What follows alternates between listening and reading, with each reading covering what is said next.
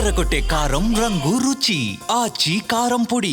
గత నెలలో వచ్చిన మూసీ వరదలు హైదరాబాద్ నగరంలో నదీ తీరాన నివసించే వారిని ముంచేసింది.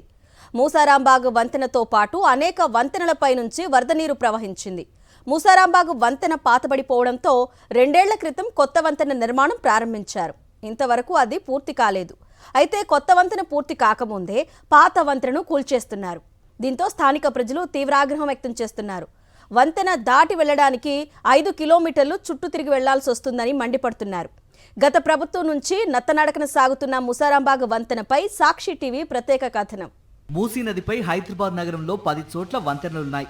వీటిలో ఉత్తర దక్షిణ ప్రాంతపు నగరానికి మధ్య గేట్ వే ఆఫ్ హైదరాబాద్ గా చెప్పుకునే మూసారాంబాగ్ బ్రిడ్జ్ స్థానంలో 2 ఏళ్ల క్రితం మొదలైన వంతెన ఇంకా పూర్తి కాలేదు. మొన్నటి మూసీ వరదలతో ఇక్కడున్న పాత వంతెనపై నుంచి వరద నీరు అత్యంత ప్రమాదకరంగా ప్రవహించింది. దీంతో మూసారాంబాగ్ వంతెనను మూసివేశారు. కొత్త వంతెన పనులు నత్తనడకన సాగుతుండటంతో ప్రజలు తీవ్ర ఇబ్బందులు పడుతున్నారు. పైగా కొత్త వంతెన పూర్తి కాకముందే పాత వంతెనను కూల్చివేస్తున్నారు.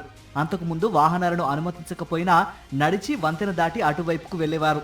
ఇప్పుడు చుట్టూ తిరిగి 5 కిలోమీటర్ల దూరం అదనంగా వెళ్లాల్సి వస్తోందని, తమకు చాలా ఇబ్బందిగా ఉందని పనులు చేసుకునే వివిధ ప్రాంతాల మహిళలు ప్రభుత్వంపై ఆగ్రహం వ్యక్తం చేస్తున్నారు.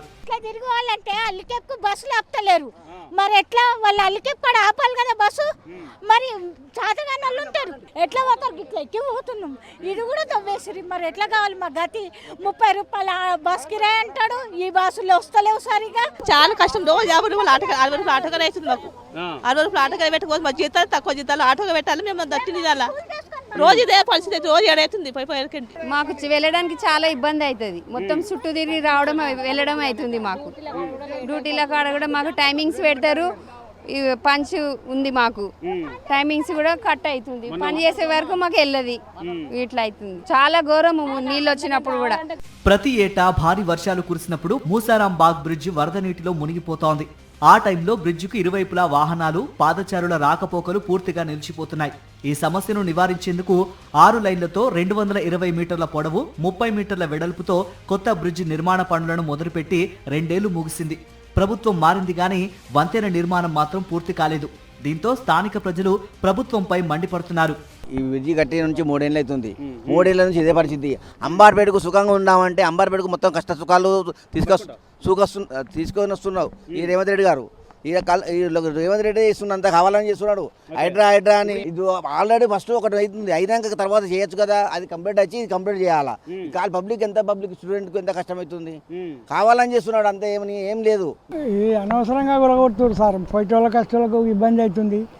ఎంతో మంచిగా ఉండే అది అయినాక ఇది గురగొడితే అది వేరు ముచ్చట ఉండే. ఇప్పుడు పోరాదు రారాదు 1000 మంది పోకట రాకటకు ఇబ్బంది అవుతుంది. మంచిగా లేదు ఈ పని వరుస అయితే. 3 ఏళ్ళు అవుతుంది. 3 ఏళ్ళు అవుతుంది. ఇంకా 7 ఉన్నది కానీ ఉంది, సగం కాలే. మూసారాంబాగ్ వద్ద నిర్మించే కొత్త బ్రిడ్జిని ఏడాదిలోపు పూర్తి చేయాలని జీహెచ్ఎంసీ నిర్ణయించింది. కానీ 3 అడుగులు ముందుకు 6 అడుగులు వెనక్కి అన్నట్లుగా పనులు నత్తనడకన సాగుతున్నాయి. గత ఏడాది 4 పిల్లర్లు వేసి మిగతా పనులను మర్చిపోయారు. ఈ బ్రిడ్జి పనుల జాప్యంతో వాహనాలను గోల్నాకా బ్రిడ్జి నుంచి మళ్లిస్తుండటంతో అదనంగా 5 కిలోమీటర్లు తిరిగి వెళ్లాల్సి వస్తుందని ఆవేదన వ్యక్తం చేస్తున్నారు వాహనదారులు. నడిచి వెళ్దామన్నా కూడా ఇన్ని రోజులు ఏదో విధంగా నడిచి వెళ్దామనికైనా ఉండిద్ది అనుకున్నాం. ఇప్పుడు ఇది కూడా నడిచే దారి కూడా కట్ చేయడం వల్ల చాలా ఇబ్బంది అవుతుంది.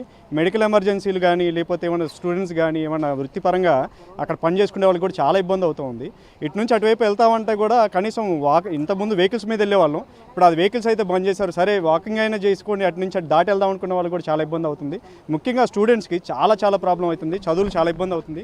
అనారోగ్యంతో అత్యవసర పరిస్థితుల్లో అంబర్పేట నుంచి మలక్పేటలో ఉన్న ఆసుపత్రులకు వెళ్లాలంటేనే గోల్నాకా బ్రిడ్జి నుంచి చుట్టూ తిరిగి వెళ్లే సమయానికి రోగుల ప్రాణాలు పోయే పరిస్థితి ఎదురవుతోంది. స్కూల్ పిల్లలు, కాలేజీ స్టూడెంట్స్ ఇబ్బందులు పడడంతో పాటు పాదచారులు సతమతమవుతున్నారు. వంతెనను త్వరగా పూర్తి చేయాలని డిమాండ్ చేస్తున్నారు.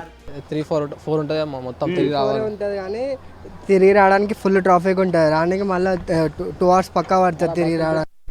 అల్కేఫ్ ఇక్కడనే ఉంది కానీ తిరిగి రావడానికి 2-3 hours పడుతుంది ట్రాఫిక్ వల్ల. నడిచి వస్తున్నాం, అందుకే ఇక్కడ దిగి మళ్ళీ అక్కడ దాకా నడుచుకోవాలి, మళ్ళీ లోపలికి కూడా ఇంటి దాకా వెళ్ళాలి.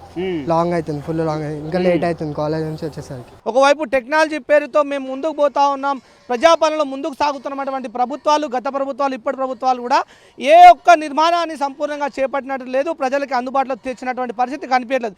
ఇప్పటికైనా సిగ్గు తెచ్చుకొని గతంలో జరిగినటువంటి తప్పులని మళ్ళీ ఈ ప్రభుత్వం చేయకుండా ప్రజలకు అందుబాటులో తెచ్చే విధంగా, ప్రజలకు సౌకర్యాలు తెచ్చే విధంగా కేవలం 300 మీటర్ల నుంచి 5 కిలోమీటర్లు తిరుగుతుందంటే ఇక్కడనే మీరు ఆ ప్రజల బాధను అర్థం చేసుకోవాలి. భారీ వరదలు వచ్చినప్పుడు మూసీ నదిపై ఉన్న వంతెనలు వణికిపోతున్నాయి. అందుకే గత బీఆర్ఎస్ ప్రభుత్వం 15 చోట్ల కొత్త బ్రిడ్జ్లను నిర్మించేందుకు ప్రణాళికలు రూపొందించింది. అయితే కాంగ్రెస్ ప్రభుత్వం మూసీ ప్రక్షాళన పేరుతో కాలయాపన చేస్తుందే తప్ప కొత్త బ్రిడ్జిల్ని త్వరగా పూర్తి చేయాలన్న ఉద్దేశం కనిపించడం లేదని ప్రజలు విమర్శలు చేస్తున్నారు. మొన్నటి మూసీ వరదలతో నదిపై ఉన్న వంతెనలన్నీ దెబ్బతిన్నాయి. వాటి పటిష్టతపై అధికారుల్లో కూడా అనుమానాలు వ్యక్తమవుతున్నాయి.